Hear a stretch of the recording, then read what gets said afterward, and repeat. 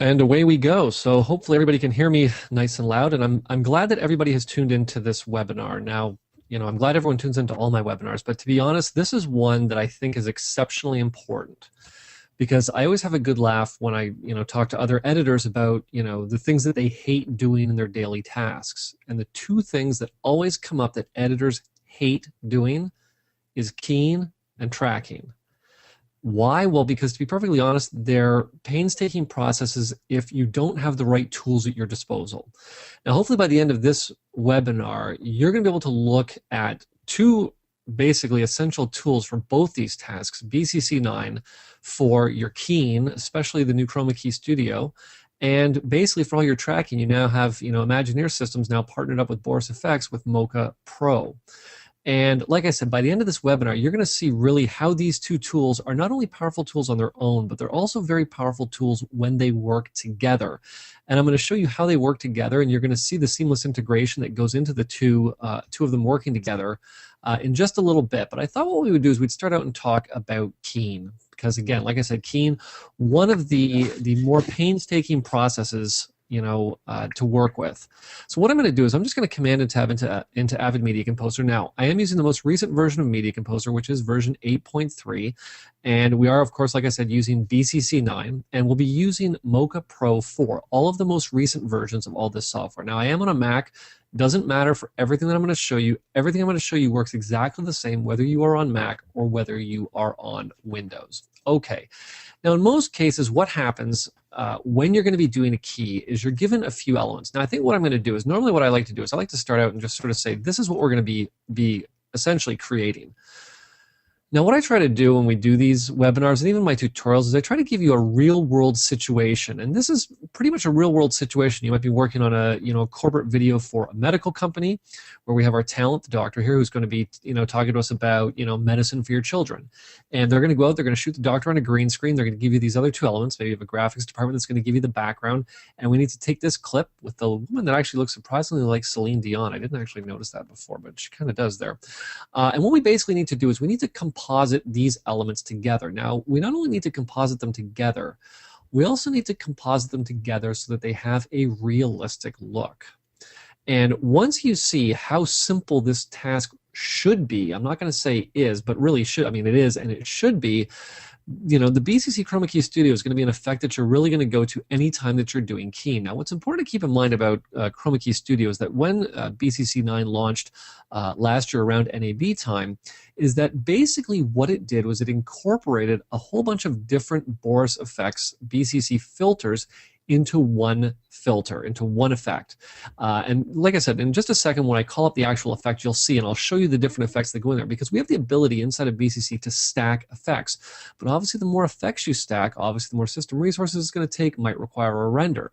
What's important to keep in mind is that with BCC Chroma Key Studio, it is a real-time effect. So you're able to take that effect, drag it on, drop it there, make all of these adjustments to all of these different parameters, including things like light wrap, matte choker, matte cleanup, which again, like I said, used to be separate effects, but they're now all combined into one effect. Again, all in real time. Okay, so let's build this effect. Let's just remove this from my monitor, and let's just start with our element, our graphics element. Now this element, believe it or not, I imported inverted. I should obviously see all of the background here, and this should be cut out. And that's actually not a big deal. Most people think, oh, I got to delete this, I got to re-import it. I don't actually have to do any of that. Now, before we do that, let's create a new sequence, and we're going to need 3 layers. What I'm going to do is just call this Kevin's build. Okay. And let's take this element. Now, this element, of course, is going to be the middle element. We're going to have our talent on the 3rd layer. We're going to have this layer as the middle layer, and then we're going to have our sort of our insert that could be replaced with anything as the background layer, the quote-unquote background layer. So let's take this element. We're going to create a couple new video tracks, Command and Y on the Mac, Control and Y for all my Windows friends out there, and let's just take the element. We're going to drop it right into the timeline. Okay. I'm going to step into effects mode. Now, my shortcut for effects mode is Shift and Y. Of course, as always, you can find effects mode right here at the top of the timeline. And what I want to do here is I just want to simply invert the key. Now, as soon as I invert the key, you're going to see now everything looks proper. Okay. But what's important to keep in mind is that this black element here is actually a see-through. It's a cutout. So I can put any footage that I want behind this and have it appear. So let me show you. Let's get this set up here. Okay, so let's take our footage here. This is a clip from Digital Juice's Video Tracks HD. And we're going to take this clip and I'm just going to drop it into the background like such. Now you'll see if I select V2, there we go. Okay, now obviously we need to resize this and position it, but what's important to keep in mind about what I'm going to show you is that by setting this up the way that I'm setting it up, this makes things very easy for you to get in after the fact. Let's say, you know, these are going to be little bumpers in between longer videos that you've cut. Well, basically, once you set the first one up, it's literally a matter of swapping footage out by stepping into effects. Okay, and I'll show you what I mean by that. So let's take this and let's position it inside the monitor. And we're going to do that with just a simple 3D tool effect. I'm just going to come down to blend. Let's grab the 3D warp. I'm just going to take it, drag it, and drop it onto the background. We're just going to do a basic corner pin here. Okay. Now, of course, we don't want to come up here to our, you know, corner pin or corner track, and we just want to use the corner pin tool right here. Now, as soon as I do, you're going to notice the dots appear in the upper left and right corners. I'm simply just going to take the element, and we're just going to pin it into this screen, just like such. Okay. Let's make sure I don't actually adjust the size of my window here. There we go. And let me just grab the last one here, and we'll just position that. And so basically what I have now, let's make sure it actually is not revealing anything outside the monitor. There we go.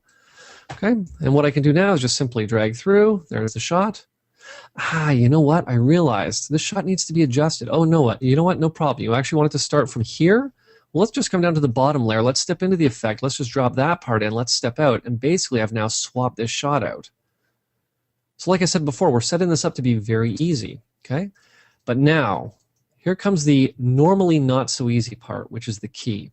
Now, what I'm going to do is I'm going to set this up two ways. I'm going to set this up using Spectromat inside of Media Composer. I'm going to set this up using BCC's Chroma Key Studio because I want to show you the difference, because I know most people are thinking in the back of their head, oh, Kev, you know what? I got Spectromat. That's fine for all my keying needs. And you know what? To be perfectly honest, if you have a few hours to play around, I'm sure that you can get acceptable keys with it. But you know what? Really, time is what is of the essence, okay? So let's take our doctor shot. Now, I actually have two shots here. I'll show you this shot with our businessman here at the end. So here's my shot with my doctor. And we're going to take her and we're going to place her on the topmost layer, okay? And I'm going to set my key up, and then I'm going to show you sort of the equivalent in Spectromat, okay? So the first thing that I need to do is I need to apply the effect. So what I'm going to do is I'm going to come into the effects palette, Command and 8 on the Mac, Control and 8 for all my Windows friends out there. And let's come into the keys and blends section. You're going to notice that, of course, we still have the chroma key effect in the effects palette. Now, why would we need that? Well, what's important to keep in mind is that if you're migrating from BCC, you know, pre-version 9, so 7, 8, you've been using the chroma key effect up until now. So the team at Boris Effects is not going to take that effect away from you, because you're going to have legacy projects you need to go back into to revise. So if they remove that effect won't appear anymore. So they're going to keep it there for you just in case you need it. But what we want to use is Chroma Key Studio right here. So what I'm going to do is take Chroma Key Studio, and I'm going to drag it, and I'm going to drop it down onto my talent. Okay. Now, we're going to get a little bit more in-depth into creating a proper key in just a second. What I want to show you is how this stacks up against Spectromat, okay? So all we're going to do is let's do our key. I'm going to come to Chroma Key. I'm just going to select the color. Just pick green, just like that. That's pretty good looking key, okay? Now what I'm going to do, just to sort of show you the comparison here, is I'm going to take the Chroma Key talent here. Let me just drop her down here, just like such. Okay. Then what I'm going to do is I'm going to create a new video layer, and we're going to again drop the same shot on, but I'm just going to remove the Chroma Key effect. Okay, just so we're back to the green. Now let's come down to our keying section here. Let's take Spectromat. I'm just going to drag and drop again. This is a real-time effect as well. Okay, again, step into effects mode. What I'm going to do is I'm going to take the key color, okay, and we're going to pick green. Now, there's something going on here, and I'm going to show you the difference in the two keys. You might be thinking, well, Kev, both those keys look really good, okay? But take a look at what's going on around her hair, which, to be perfectly honest, is really where, you know, that's really where the details and the, you know, the power of Chroma Key Studio can be seen immediately. So this, what you're looking at right now, is Spectromat. Okay, I'm just going to zoom in a little bit. I want you to take a look at her hair. She kind of got this incredible Hulk thing going on around her hair. Now, I'm not looking at this at the best quality here, so let's take a look at that. Okay, so there's the best quality. Let me just come back a little bit here. There we go. Okay, lots of green. Take a look at the equivalent Chroma Key Studio. All that green is gone. So basically what I've done right off the bat is I've already saved myself a ton of time right there. with not having to go in and worry about correcting her hair and all that type of stuff. Because remember, at the end of the day, we're talking about two things. We're talking about the power of the key, and we're talking about how much time it's going to save me. And already I'm looking at that going, that's something I don't even want to get into in SpectraMat, where it's already been fixed in Chroma Key Studio. Okay, so let's just remove both of these now, because we're going to go back to taking a look at Chroma Key Studio, because I want to show you some other really cool features that are going on under the hood that you might not even know are there, but it's important to know that they're there, especially this first one that I'm going to show you. Oh, look at that. Okay, gotta love Media Composer. Okay, yeah, so that's a Media Composer thing. I've seen stuff like that before, not a big deal here. We'll just come back in. It always happens when you least want it to happen. But like I said, not a big deal here. We'll just give Media Composer a second just to load back up again. Now, what I was going to talk about, right before we got that lovely crash, was the ability that we have to get in and to really isolate the talent in a keying situation. Now, my mic might start to kick out a little bit when Media Composer starts loading, so you'll just have to bear with me a little bit while it kicks into the audio. Initializing audio there we go. And once I select the project, I'm going to stop talking for 1 second here because I know the audio will kick out for sure. Okay, there we go. Oh, I don't want to give anything away too soon here, okay? I'm just going to quickly just rebuild this. Like I said, crashes happen, as we all know, from time to time, even with the best of us here. And let's just take our doctor. There we go. Put her on the topmost layer. Perfect. And you can see that literally, once you get rolling, you should be able to build an effect like this really in no time flat. It always takes me a little bit longer to actually explain it than it does to actually do it. Okay, there we go. Okay. Now, of course, we need to invert our key here. There we go. Okay. Okay, so let's get back into talking about this key, because I wanted to show you some other things that are going on with Chroma Key Studio that you, like I said, might not even know is going on, but it's important to know that it's going on, okay? Because, there's always times where you'll shoot stuff, and this is a pretty even looking key that I have here, okay? But how many times have you been given a key that's just a mess? It's sort of dark on one side, bright on the other, and you really just need to get in and isolate your talent. Well, let's do that, okay? What I'm going to do is I'm going to come back to Key and Blend. I'm going to come to Chroma Key Studio here. There we go. Just going to step into effects mode here. Okay, now I'm ready to come in, and before I even do the key, I want to get in and make sure that I'm isolating only her. I want to make sure I get in and just sort of roto around her so I don't have to worry about any of the extraneous junk. Now, like I said, in this situation, the key is pretty even. But if you take a look over here in the effects editor and the UI on the right-hand side, you're going to notice that underneath our standard UI widgets is one called Custom Spline UI. And if I click on that, what I now have the ability to do is actually come in and roto around her. Now, the whole point with this is that I'm not going to do anything too crazy. But take a look at what I now have. I now have this roto that I've created. Now, the only thing that's going to sort of throw you for a bit of a loop is that there's an extra step that we have to take to make this roto animatable. Okay? What we need to do is we need to tell the effect that this is going to be our outside mask. And how we do that is right over here under the outside mask dropdown. You'll see right down here I have something called spline mask. As soon as I select that, boom, this element has now basically been rotoed or cropped out. What's also happened here is down at the bottom of the effects editor, I now have the custom spline points. What I'm going to do is just right-click and add a keyframe right there. I'm going to come back a little bit because I know at some point right about there, she moves her hand out of the frame. So all I'm going to do is basically, by clicking on one of the mask points here, I can actually add another keyframe. So what I'm going to do at this point is we're just going to bring this point over. We're going to bring her up a little bit like such. We can even move this over a little bit if we want to. Okay. And even there, maybe we'll just give her a little bit more headroom. Now, obviously, you can get into as much detail as you want when you're doing this. But like I said, for the purposes of me demoing this, you can see that we got a little bit of headroom issues right there. There we go. Perfect. I think that's probably pretty good. But again, you can see that I can get in. I can add Bezier splines. So we can actually make this. You could conceivably get in and roto somebody out so that you only have a little bit of green around the edge. Okay. What I'm going to do now is I'm going to do the actual key, and then I'm going to reposition her in the frame, because most people think, okay, Kevin, you're going to take another effect, drop it on to reposition the frame. I'm not going to do any of that. Everything's done from within Chroma Key Studio. One effect, kind of like the one ring to rule them all. One effect to rule them all. Okay. What we're going to do is we're going to come down to the Chroma Key section. Let's just take our color. Let's pick green, and boom, there's our key. Now again, I'm not at the top quality here, so let's just switch over to best quality. Let's just zoom in here, and this key is pretty darn good looking. Okay, but again, like I said, the issue that I have going on here is that she's sort of a little bit over on top of the screen, and I don't want that. I really want her positioned over on the left-hand side of the frame. So like I said, most people think, okay, Kev, you're going to go in, you're going to take her, you're going to move her over with a secondary effect. I'm not going to do that.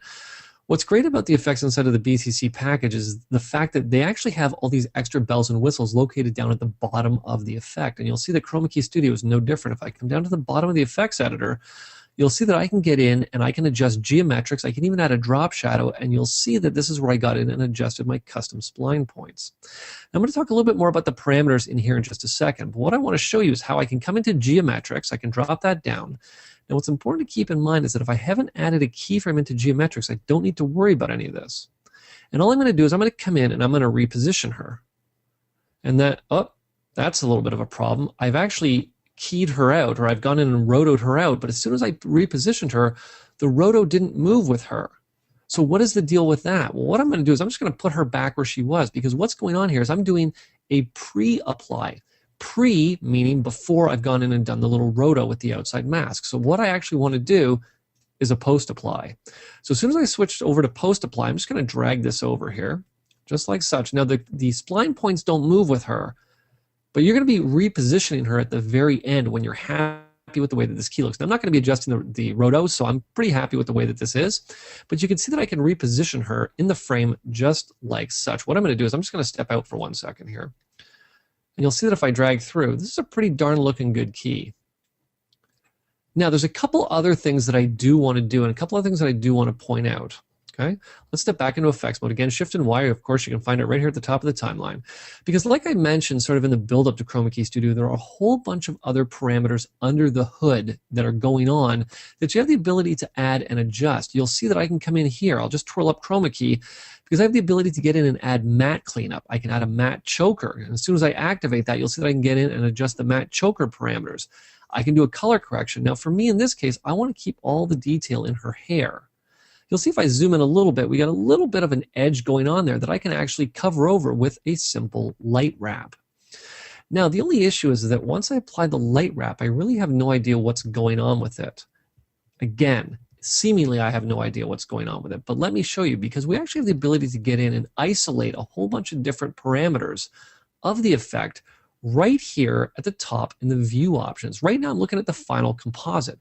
But what if I needed to see what the key was going to look like? Well, that's actually pretty straightforward. Now, I should point out, you'll see that I still have the roto shape on the screen. If I want to get rid of that and just hide it, I can just switch over to the standard UI widgets and it will disappear. And of course, if I need to get it back, I can just switch back to it. Okay.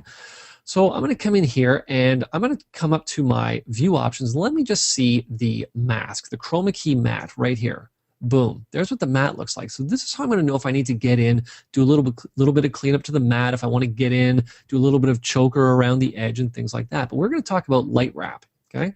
So let me just switch back to the final composite. I'm just going to zoom in just ever so slightly on her, and I'm just going to reposition this up to her hair because this is really where you're going to notice it. So I'm simply going to come down to light wrap and I'm going to turn it on. Now, as soon as I turn light wrap on, you're going to see that the light wrap appears around her. Now, if I really want to see what's going on with this light wrap, I'm just going to twirl the parameters down, because right now the light wrap is looking at the first layer below, which is of course my background. And at any time I can simply switch over to say, well, show me the wrap on black. And there's what's going on with the light wrap. You'll see obviously brighter around where those lights are at the top, not as bright down here at the bottom. And of course now I can get in, I can make it even brighter if I wanted to and things like that. But I'm pretty happy with the way that this composite looks. And again, like I said, this was really just me creating this composite with a few clicks. I mean, imagine how much, really, I don't know how much better I could make this key, but really how much detail I could get in and add to this key if I really wanted to get in and do things like, matte cleanups, matte chokes, and things like that. I mean, really for me, as far as keying goes, Chroma Key Studio has essentially become the center point of all of my keying work, not only because it's a great keyer, but because the team at Boris Effects has just added so many parameters in here, including that roto shape, which is fantastic, for me to make these keys look fantastic every time. Now, just for fun, I did throw together a sample with a guy here. And believe it or not, this is essentially Same key, same light wrap, same everything. And this looks great as well. Again, I think I built this in about 5 or 10 minutes, probably not even that. And it looks really, really nice. Okay, so let's move on, because I want to talk about some other features inside of Boris, Boris Continuum Complete. You know, some great effects and some great, you know, also features of Boris Continuum Complete that, again, you might not be aware of. Now, in this effect, what we're going to do is we're going to create a little film noir, sort of old school Hollywood intro for a movie, okay? And you can see down here that I have essentially 3 layers. I have 2 of the same layers, both called lighting, which is kind of weird.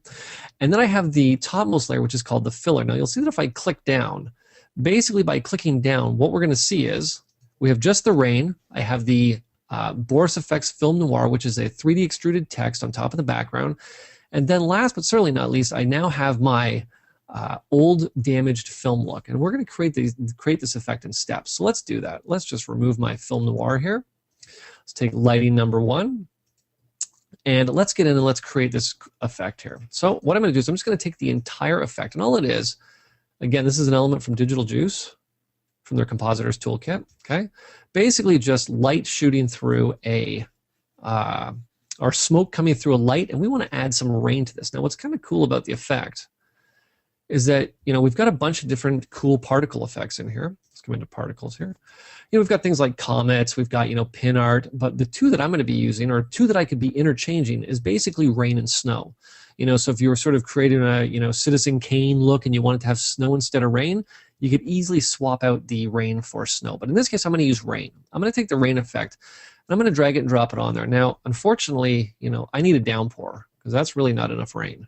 Okay, so let's just add more rain in here. Now you'll see that I can get in. We have, again, a ton of parameters that we can get in and adjust. We can adjust the rain amount, the angle, the speed, the depth. But for us, we're just going to adjust the amount. I'm just going to punch that up to be about 100. Now what I need to do is I now need to have the light, basically, it's not even so much the light, it's actually the non-light area, the dark area of the image to be used as a key. I want to basically just have the rain appear in the light. Now most people might think, well, Kev, you're probably going to do that as a matte key effect. And technically what I'm going to be doing is more like a track matte. Anyone that's familiar with After Effects, we're going to be doing this like a track matte. But we're going to use another great built-in parameter of the BCC effects. You'll see BCC rain, and it's right down here at the bottom, and it's called Pixel Chooser. Now, most people take a look at Pixel Chooser, they have no idea what it means, and they kind of ignore it. But I'm going to show you a fantastic utilization for Pixel Chooser right now, which I now use all the time. So all I'm going to do is I'm going to turn the Pixel Chooser on. Now, what I need to do is, in this case, you'll see that I have the Pixel Chooser, I've got the Pixel Chooser region, or I have the Pixel Chooser matte, and that's what we're going to be doing, because essentially what I just have here is a very basic matte key, you know, black on white. So let's take our Pixel Chooser matte. I'm going to drop that down, and of course the question is, well, what channel of this element do you want to use as the matte? Well, of course we want to use luminance. So all I'm going to do is I'm going to switch to luminance. Now the problem is, as soon as I do, the Pixel Chooser is pretty strong. Now what I really need to do is just sort of have the rain all out here. I just don't want it to be as much of a hard key. It's really sort of a hard line here. And I don't want it to be as much of a hard line as it currently is. And that's actually very simple to adjust. You'll see right down here inside the matte region, we have the ability to get in and adjust the threshold. So let's adjust the threshold. We'll adjust it back the other way here. Kind of like that, okay? Now it's still a very hard edge, so let's just soften that up even more. Kind of like that. So you see we sort of got the rain trailing off all the way up to the top here. Okay? Alrighty. So you'll see now, we now have that rain looking just like that. Okay? I'm just going to step back into the effect just for 1 second. What's important to keep in mind is that we can also choose, much like we do with, you know, we have this option in many of the effects, we can choose what the Pixel Chooser layer is, whether it's the filter layer, the first layer below, etc., etc. Okay? So let's now get in and let's add our 3D text. Okay? So again, new video layer, Command and Y on the Mac, Control and Y on Windows. Now I'm going to apply the effect right here to the track itself. So let's hit Command and 8 on the Mac, Command and 8 on the Mac, Control and 8 on Windows. Call it the effects palette. Let's come up to our 3D objects and let's take our 3D extruded text right here. Extruded text, I'm going to take it, drag it, and drop it. Of course, we're prompted immediately to launch the text window. And what I'm going to do is just launch the text window. Pretty straightforward. Now we're going to call this a Boris. Now, of course, I've already got the font chosen. This is it's a free font. I believe it's called Riesling, R-I-E-S-L-I-N-G, free font that I found on the web. So this is going to be a Boris effects. This is going to be a film noir. Okay. Now I'm just going to take film noir. I'm going to increase the size of that. Let's make it like, I don't know, about double the size, about 120. I think that's not too bad.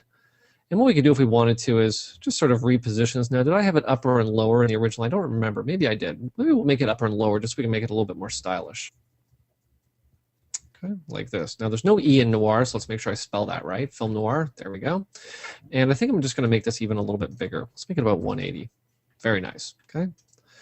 And let's position this about like such. Let's adjust the leading. Maybe we'll put it, I don't know, about -64. I'm simply going to say apply. And the text is now going to appear. Now I need to adjust the leading a little bit more. So let's just come back in here. Maybe we'll make this about, I don't know, 110. Okay, say apply. There we go. You know what? Once I get rid of the bevel here on my text, that will probably fix that. Worst case is I can just step in and adjust it. Now for me, not a big fan of the bevel. Okay, I always like to have my bevel to be like practically non-existent. Now there we go. Now I might just need to do an ever so slight adjustment here. Let's make that -100, and that'll probably fix it. Whoops, not -10, -100. Okay, there we go. Okay. Now what's interesting about this effect, again, much like a lot of the other effects, is people are accustomed, again, like I said before, to having the geometrics options inside of the effect built into the bottom. Now we don't have that inside of the extruded text because we just have the ability to come in and adjust the transformations, being rotation, position, scale, things like that. So what we're going to do is we're going to come all the way down here. And you can see that here's my master scale. So I wanted to adjust the size of this, bring it down maybe just a little bit. I'll just set that to be 90. And let's just reposition our film noir to be kind of about there, I think. Okay. Now let's make sure that if I didn't grab the right, because remember, there's a whole bunch of position things going on here. So let me actually just adjust the position this way here. Okay. Because we could be adjusting lights. There's a whole bunch of things that we could be adjusting. There we go. That looks pretty good. Okay. And what I want to do is I'm going to add a material here just to make it stand out a little bit. I'm going to add a brushed metal look. And you'll see that inside the material presets, I do have a bunch of presets here, as well as a whole ton of texture files in here that, of course, ship standard with extruded text. Okay. So what we're going to do is we're going to come in and let's just drop this down because I have one called, appropriately enough, brush metal. As soon as I select that, that gives me sort of that really shiny film look that I'm going for. It also brightens the text up a little bit because we got a bit of reflection happening here. Okay. So at this point, what we want to do is we want to basically give this a Boris Effects film noir look, the look that it's being shone on by the light. Now this is where we're going to need to set up a multi-layered effect because, as you can see, I don't have the ability to come in and actually use the pixel chooser from within the effect itself. I'm going to have to use the pixel chooser from the actual pixel chooser effect. But I do need to tell the effect that this is going to be a multi-layered effect. Okay, so all we're going to do is I'm going to come into, I believe it's in the general controls, there it is right here, multi-filter start. Now, I'm going to click on multi-filter start, and as soon as I do, the background disappears. Now, don't worry, background's going to come back again when I tell the next effect, which will be pixel chooser, that this is the end. Okay, so let's do this. Let's come back into our effects here. Now, to find the pixel chooser, it is really a key and a blend element here. You can find it right here, pixel chooser. Option on the Mac, Alt on Windows, drag and drop, just like such. Now, of course, what's important to keep in mind is that as soon as I drop pixel chooser on there, it doesn't look right. Why? Because right now, there's a couple things going on. We want to make sure that this is, first of all, the multi-filter end. Now, as soon as I choose multi-filter end, nothing happens because the output right now is a black and white matte, which is not what I want. What I want is I want to have the alpha channel as the output. And you'll see, there we go, looking very nice. Okay. Now what I can do, again, much like I did before, is I can come down to the pixel chooser matte. We can come down, we can choose the layer not to be the filter layer, which is what most people think it would be. It's actually going to be the first layer below. Okay. Now what's important to keep in mind is that what I probably should have done here when I set this up, I'm just going to step into the effect here. is I probably should have just added this to the lighting effect. So that way when I do this, I can just add the pixel chooser to it. You see, this is the great thing with these effects. They're so flexible as far as stepping in and making these adjustments, okay? So let's do this here. Let's come in and let's choose our pixel chooser layer to be the filter layer, just like that. That is much more of what I'm looking for. Now, of course, we can get in and adjust the threshold however we want to. I'm not going to adjust it too much here, okay? And that's looking not too bad. And what I'm going to do now is I'm just going to soften the mat up a little bit. Okay, looking very nice. And what I'm going to do now is I'm going to get in, because I'm pretty happy with the way that this looks, because I want this to look like an old film. Okay? So let's take this and let's make it look like an old film. What I'm going to do is I'm going to add a new video layer, Command and Y on the Mac, Control and Y on Windows. Now, the effect that I'm going to use is damaged film, but there's actually a couple of different effects that I could use in this situation to create a very cool look.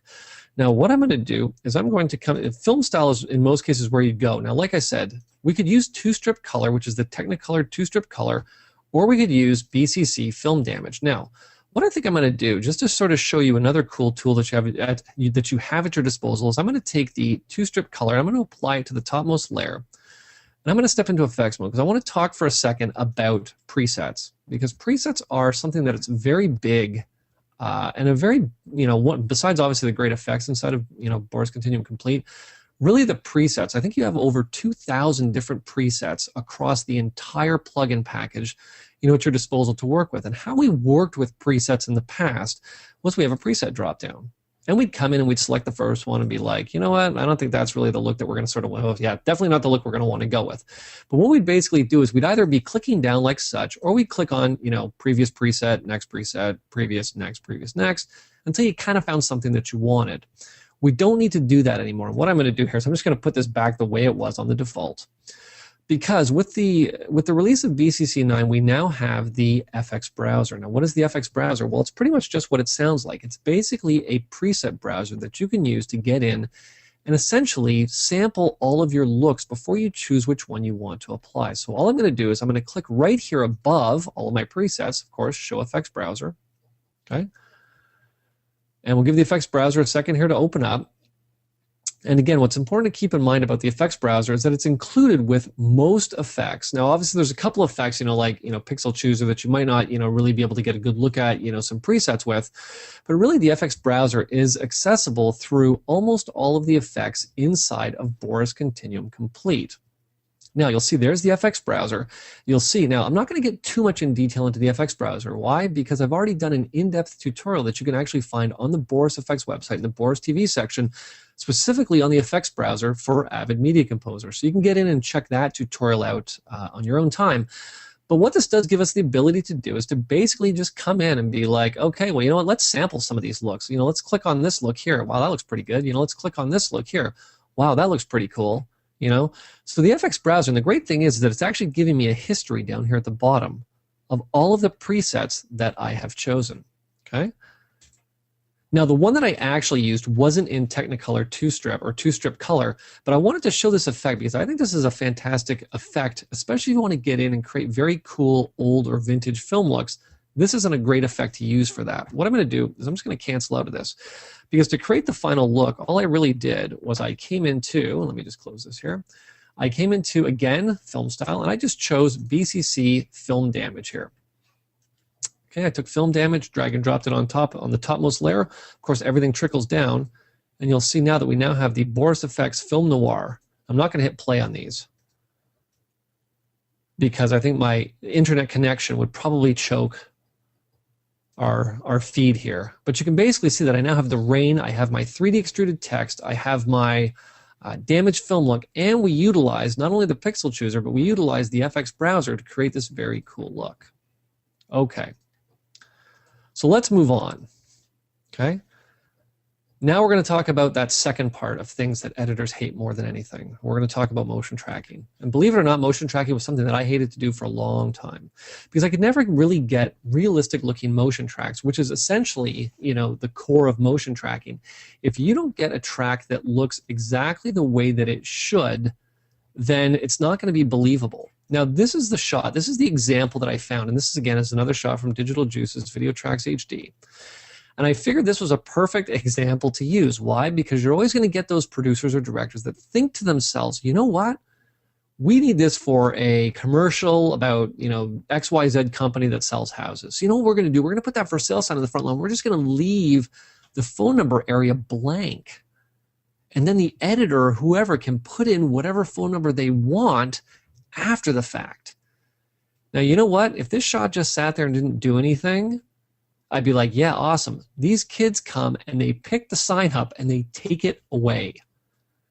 At this point, most editors have heart attacks. They got to pick themselves up off the floor and they think to themselves, oh man, how am I going to do this? Believe it or not, this is an effect that you should be able to create in about, 5 minutes. And the best thing is you can actually make this. So let's say hypothetically this was for one of those big real estate companies, that's located all across America. And, of course, because in Arizona, New York, Michigan, all of the phone numbers are going to be different. And you're going to need to get in and swap those phone numbers out quick. We're going to be able to do that super fast. But we're not doing it from within Media Composer. We're doing it from within Mocha. Okay? So what we're going to do is we're going to switch over to Mocha. Okay? Let's actually make sure I switch over to Mocha here. There we go. And believe it or not, Mocha might look a little bit daunting, but once you see how simple it is to get this track moving the way that you want, I guarantee you're going to be loving it and you're going to want to use it all the time, okay? So let's choose our just sold revised final dot move, okay? I'm going to open this element, and what's going to happen is Mocha's going to get in, it's going to take a look at it and say, okay, well, I know that this element is 251 frames. I know the frame rate, the pixel aspect ratio. There's no fields because we are dealing with 23976. And I'm simply going to say okay, and the shot is going to appear inside of Mocha. Now I can drag through just like I did in Media Composer, get a look at the shot. And we're going to need to do this track. Okay. Now back in the day, now I say back in the day, I guess that's sort of back in my day of originally starting out to do tracking. We used to do what's called point tracking. Okay. And basically what we do is we pick a point and we try to track that, then we try to do a corner pin to make it look right, and it never really worked. But we're going to do something a little bit different. We're going to do some planar tracking here. And what we're going to do is we're going to set up a track region for Mocha to track. And believe it or not, it's going to do the track in one pass.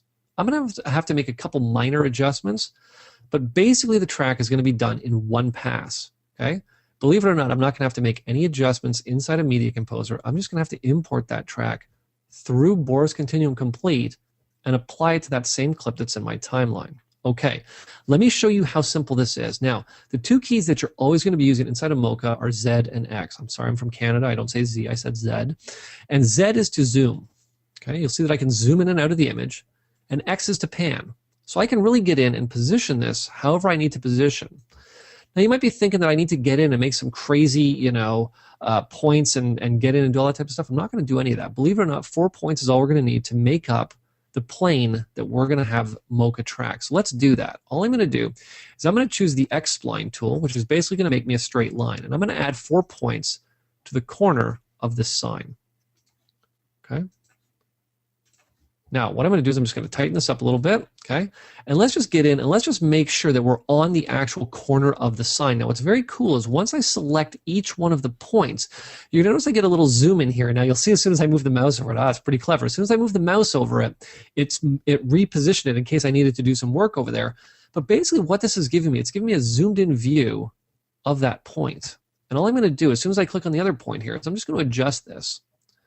Now, what's important to keep in mind is that I don't need to worry about this track once they turn the sign. But we're going to let it track all the way to the end, even though the track, once it gets to that point, is going to get messed up. But trust me, we don't need to worry about that.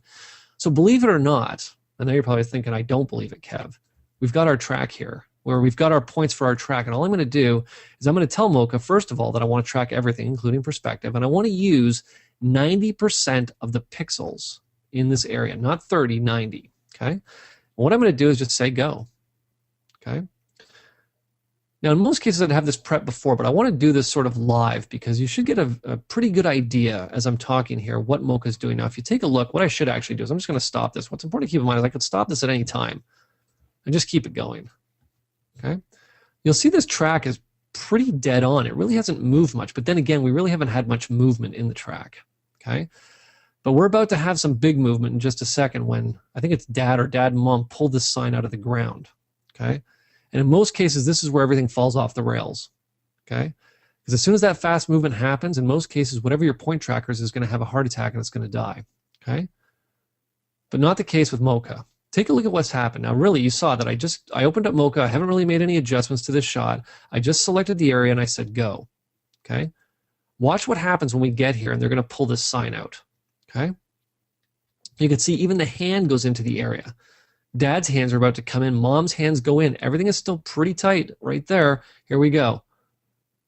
As they pull the sign out, take a look at how well mocha sticks with that track. Now what I'm going to do again, I'm just going to stop this just so we can zoom out and see this because we want to see what they're going to do here with this sign. Now again, like I said, don't worry about the fact that they're going to walk off with the sign and we're going to lose and the track's going to get messed up once they disappear with the sign because to be perfectly honest, we don't need that information anyways. Okay? I'm just going to let it just go all the way to the end. Like I said, the tracker will sit there. You'll see even in the turn, it's still staying pretty tight there on the corners that I had originally defined. Okay? So here they go. Boom, sign's no longer good anymore. It says it can't keep going, so it's just going to stop, which is perfectly fine because, like I said, I don't need anything past that. Now, what I'm going to do is I'm just going to do a quick adjustment to this track because once it does the track, I do have the ability to get in and just adjust my points ever so slightly. What I'm going to do is just jump down to the point where they're going to lift the sign out of the ground. Okay? And you'll see that what I have the ability to see now is the previous keyframe and the current keyframe so that I can line everything up exactly the way that it needs to be. Okay? This is pretty close. Now again, take a look as I move through. That track is pretty much dead on. Okay? Now they're going to pull the sign out right here. So right about there, I'm just going to check it again. You'll see my points again are still dead on. Okay? Now as they start to turn the sign a little bit, we're going to start to lose it a little bit. What I'm going to do is just add a keyframe here, just in case I have to make an adjustment as they spin it. Look at that. We're still pretty much dead on in the track. Okay? Maybe I can make a little bit of an adjustment up there at the top as it moves. Okay? Because this here point, you'll see we just want to adjust it a little bit. Okay? But more so, this is pretty darn good, let me tell you. Because in most cases, you're accustomed to pulling your hair out. Now remember, this is me doing this essentially live. Okay? So let's just take this, we'll just adjust this slightly, and I can show you what the track is going to look like. Okay? Before we even send it to Media Composer. When you see how we send it to Media Composer, you're going to have a good laugh at how simple this is. Okay? So there we go. Now there's one last thing that I have to do. This is going to be a corner pin track. So what I need to do is I need to define the region that I want to actually put the phone number in that's going to go here. Now how we do that is very simple. What I'm going to do is I'm going to come up and I'm going to show the planar surface, which is right there. Right now it's a square. So if I was to put anything in the square, like for example a logo, that's not what we want. Okay? So what I'm going to do is I'm just going to switch that to none, and I'm just going to reposition this to be in the frame. Sort of this frame that's been defined for us. Okay? Just like such. Okay? Now what I could do is I could add that logo back in to get an idea of what this is going to look like. You'll see that's pretty dead on. Or what I can do is I can actually come and say, well, let's insert something there instead. Why don't we insert a sample of what the phone number would look like? I can say import, and you'll see now that we now have this phone number that basically tracks exactly the way we had it before. Okay? Okay, well that's all fine and everything, but it's inside of Mocha. Now what do? I need to get it into Media Composer. That's the issue. Well, the cool thing is that if I wanted to, I could get in and add out points to where we're not going to see this element anymore. And what we could actually do is we could actually export this element right out of Mocha as a QuickTime movie if I wanted to. But I don't want to do that. I want to send it to Media Composer and do everything inside of Media Composer. Okay? So what I'm going to do is I'm going to Command and Tab back into Media Composer. Okay? And I'm going to take my just sold element here. Okay? And I'm going to select it here, and let me just drop it into a new timeline. Okay? Now what's important to keep in mind is I need to put the phone number element in behind the sign. Now what I've done here is I've created the phone number. Now what's important to keep in mind, because this is a corner pin, this is going to get stretched down. Okay? That's why I've created this in the title tool to fill the whole frame. Now there is something else that's important for me to mention, and I want to make sure that I mention this right now, is that I said I used the title tool to create this. Now, right now we're talking about an HD clip doing the track just like, in HD. As soon as we step into a project, because I am working in 8.3 Media Composer, into a larger than HD project, we're going to need to get in and use another tool to create a title like this. maybe a tool like Boris Red. Boris Red is resolution independent. Of course, if you happen to be using Avid Effects, you already know how Boris Red works. So we're going to need to use Boris Red to create the title that's going to go in there, which would look very similar to what we have here. Okay.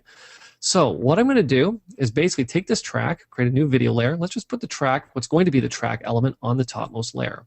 Okay. And what I'm going to do is I'm going to place this phone number down below. Okay.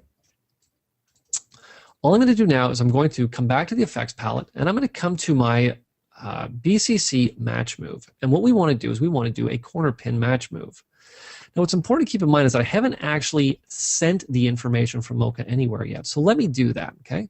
What I'm going to do is I'm going to export the tracking data. Now, what's awesome about Mocha, and this is something else that I do want to mention quickly here, is that let's say hypothetically you're only mocking this up for, let's say you've got a real Mocha whiz at your facility that's going to come in and really refine this track.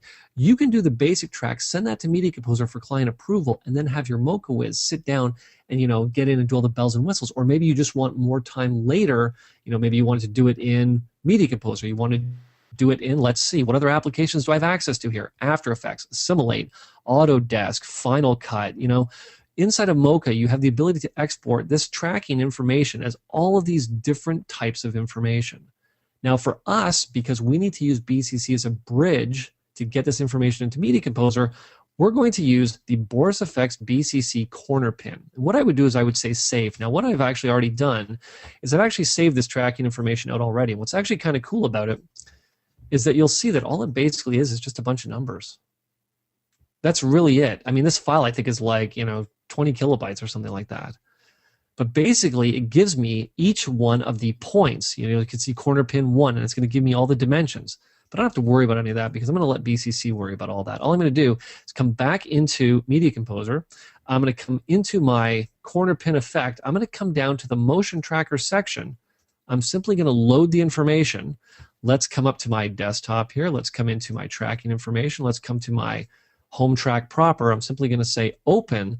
And as soon as I do now, you're going to notice that it took that element and it stuck it in the sign. Okay. Well, the first thing that's going on here is if you take a look, let me just zoom in here, is we actually have the motion path showing here, which I want to get rid of. Let me just zoom back a little bit here. All that's basically doing is showing me the path that this track is taking. Okay, so let's get rid of that first. I can just turn that off by saying don't show motion path. Boom. What I need to do now is to tell the effect that I don't want to use this. I want to use the layer below as what's going to go in here. Now, again, this could be the title tool. This could be an element from Boris Red. This could be, anything that you want it to be. All I'm going to do is I'm going to tell it that the corner pin source is going to be the first layer below. And there's my phone number. And believe it or not now, what I have when I step out is I have a track where these people walk in, they come in, they lift the sign up. Now, of course, you're probably thinking, well, Kev, remember this got all nuts on you there. No problem. What I'm going to do is once they get to the point where they turn that sign right to there, is I'm going to add an edit, and I'm going to remove the rest of the effect.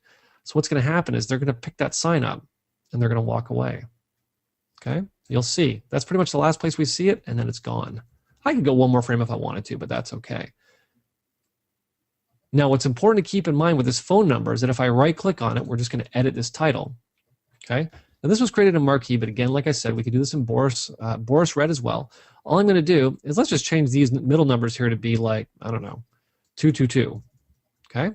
What we're going to do is just quit out of Marquee. We'll save this to a bin. Okay? Make sure we save this as DNX 175. There we go. Okay? We're going to take our 222.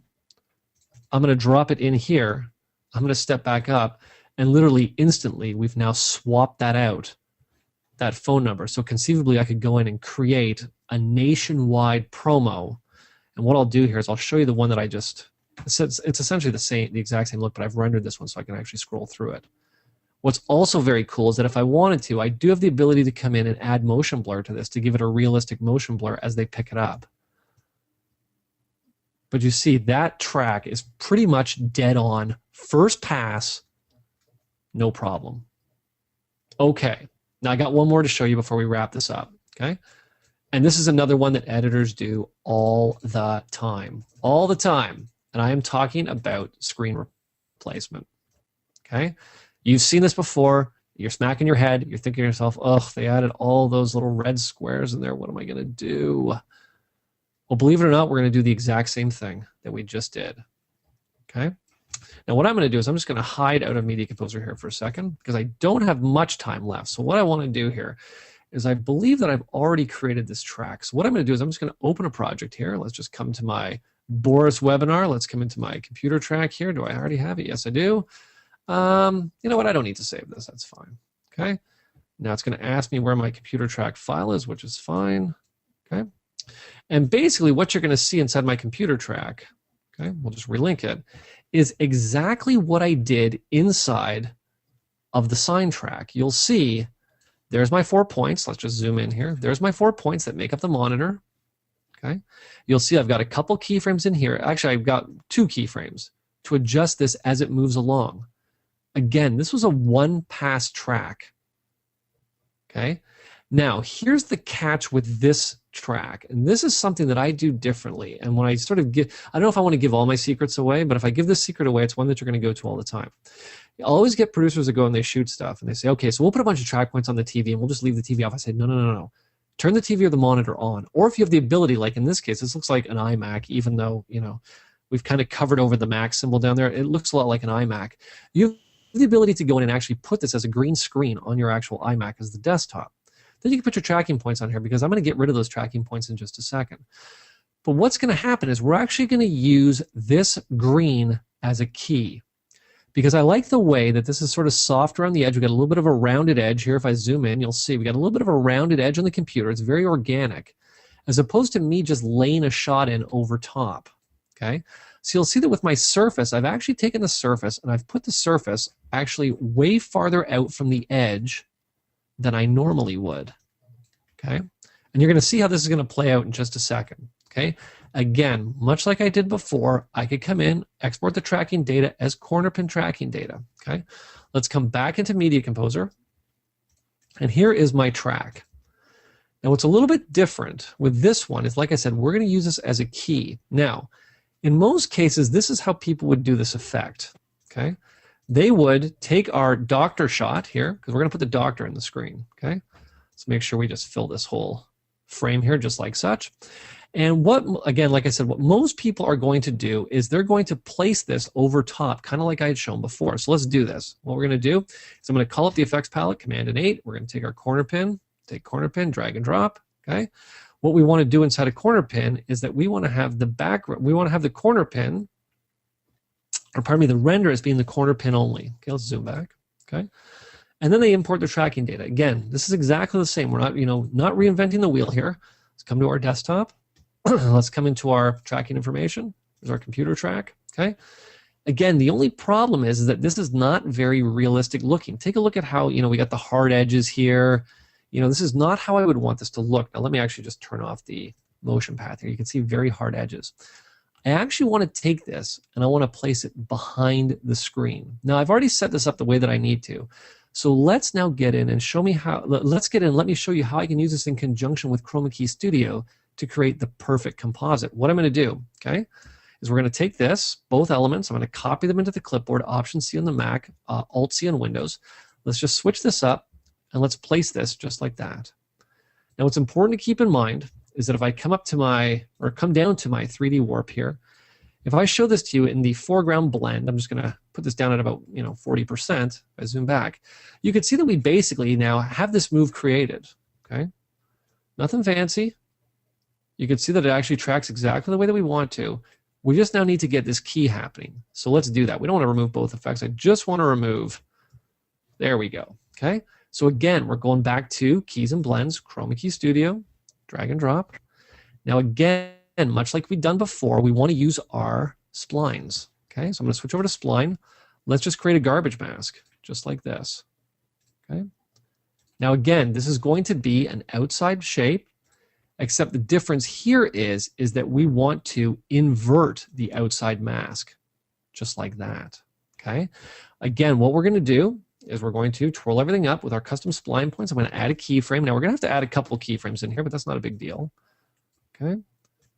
Now again, this is really something that you can create like in 5 minutes, and I'm going to show you sort of a little bell and whistle at the end to take it to the next level. Okay.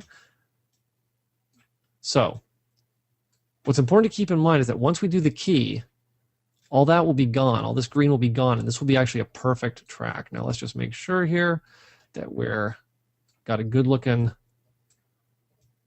roto. I think we're probably pretty good. We'll just check it in here. That looks okay for the purposes of what we're doing. And guess what we're now ready to do? We're now ready to come down to our chroma key. We're going to select the color. I'm going to select that green color. I'm going to say boom. What we're going to do is we're just going to switch back to the UI. And guess what I now have? I now have this screen sitting perfectly behind, remember, behind that computer using Mocha and BCC's Chroma Key Studio. Now, one last thing I want to show you. Let's just add a little bit of icing on the cake, a little bit of shine on our footage, because obviously it doesn't look much like a screen, does it? What I could do is I could get in, I could add something like scan lines to the footage to give it a little bit more of a computer screen look. Or we know that as the screen moves, we're going to get a little bit of light that's going to shine on the screen. So let's get in and let's add a little bit of shine to this shot. What I'm going to do is I'm going to come to the BCC light section. I'm going to come down to my light sweep right here. Now, something else I want to point out. You're going to notice that I have light sweep and light sweep MT. One is real time, one is not. What's the difference? Light sweep MT has motion tracker built into it. So keep that in mind. Any effect that has motion tracker built in, not real time. But I do have the real time counterpart that doesn't have motion tracker built in with it. Again, Option on the Mac, Alt on Windows, drag and drop. Now you'll see that it adds the light beam to the entire shot here. Now, because we're in the background, it doesn't really matter. But to do this quote unquote properly, what I would do is I would step into to BCC corner pin. What we would do is we would make this a multi-filter start. What we would do is we'd come to light sweep and we would make light sweep a multi-filter end, so that the light sweep is only going to appear on the actual screen itself. Okay, so let's put our direction at about -45. Let's take our cone width and just bring it way out, kind of like that. And let's start it up here. Now I know the move itself sort of slows down a bit towards the end. So what we're going to do at this point is I'm going to add a keyframe for the light center. Okay, let's come down to about, I don't know, I think it's somewhere around here where the move sort of slows down. And all we're going to do is we're going to bring the light sweep sort of right over here. Okay. Automatically another keyframe is added, and what I'm going to do with this keyframe is we're going to make it a spline keyframe so that it eases in. Okay, and basically what's going to happen now is that as the monitor moves, you'll see that we get that light gleam across the screen to really take the shot to the next level and make it even more believable. Okay,